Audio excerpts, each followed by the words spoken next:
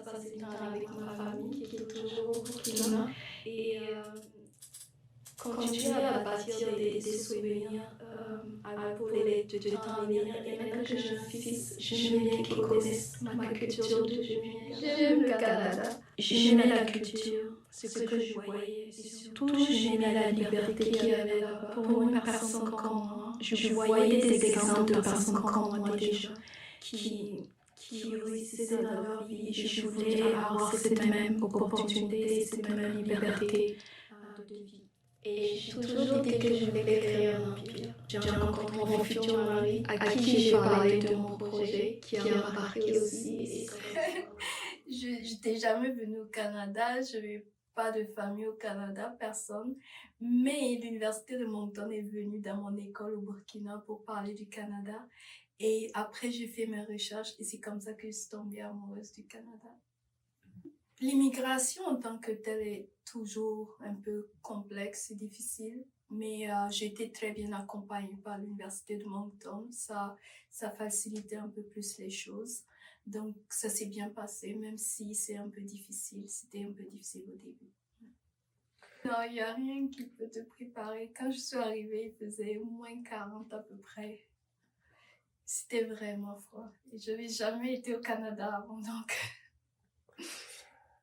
Alors au début, c'était difficile de venir d'un autre pays. Ici, la température est différente, le langage est différent, tout est différent. Alors au début, ce n'était pas facile. Mais heureusement, j'ai eu les personnes de l'université de Moncton, parce que c'est là-bas que j'ai commencé, qui sont venus me chercher à l'aéroport, qui m'ont beaucoup aidé dans mon établissement ici. Également, j'ai eu beaucoup d'amis canadiens qui m'ont beaucoup aidé et sur qui j'ai pu compter pour me stabiliser ici, apprendre un peu plus sur la culture canadienne. Et tout ça, ça m'a aidé à m'établir un peu plus. Non, quand je suis partie du Burkina Faso, je voulais devenir président du Burkina. Alors, je pensais, je venais faire sciences politiques. Donc, c'était pas, l'immigration n'était pas encore au programme, mais après, j'ai fait des stages dans des firmes d'immigration et j'ai beaucoup aimé ça et je me suis confrontée aux choses. Et bien sûr, j'ai aimé l'immigration et je me suis projetée dedans. Alors, il faut savoir, déjà, je suis immigrante moi-même et je suis passée par les procédures d'immigration, la complexité et aussi en arrivant les moments difficiles par lesquels tous les immigrants passent. Et j'ai pu surmonter certains problèmes, certaines difficultés. Donc, je pense que contrairement à quelqu'un qui n'a jamais vécu l'immigration en tant que telle, je suis à même de comprendre, pas seulement sur les papiers, mais de comprendre les émotions que les immigrants vivent et de pouvoir les accompagner dans leur processus, même émotionnellement. Alors ça, c'était un premier point pour moi, hein. Mais aussi le rapport avec l'immigration, le fait que c'est un droit qui est vivant, qui change, et de pouvoir surtout amener les gens à changer leur vie, à se bâtir ici, les voir évoluer et atteindre leurs objectifs. Ça me plaît beaucoup.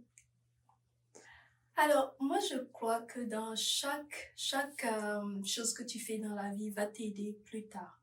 Admettons même les ventes que tu peux faire dans la vie. Alors, dans ma carrière actuelle, j'utilise tout ce que j'ai connu, que ce soit en sciences politiques, en droit de l'immigration et même en service à la clientèle. Tout ça m'aide aujourd'hui dans mon business, vu que je suis plutôt propriétaire, alors je dois apprendre beaucoup et je dois être en mesure de couvrir beaucoup d'aspects de ce travail-là. Donc, tout ce que j'ai appris dans ma vie m'aide également aujourd'hui. Alors déjà, il faut étudier dans le domaine, ensuite prendre l'examen fédéral et si jamais vous voulez être capable également d'exercer au Québec, il faudra prendre l'examen du Québec. Donc, moi, j'ai choisi de faire les deux vu que je parle aussi français, donc j'ai voulu aussi être capable d'exercer au Québec, donc j'ai pris les deux examens. Ça aide surtout si tu parles les deux langues parce que malheureusement certaines personnes parlent que l'anglais, donc exercer au Québec sera difficile pour eux.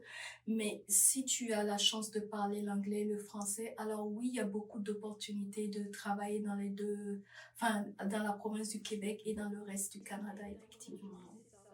D'avoir la vision de où je vais être.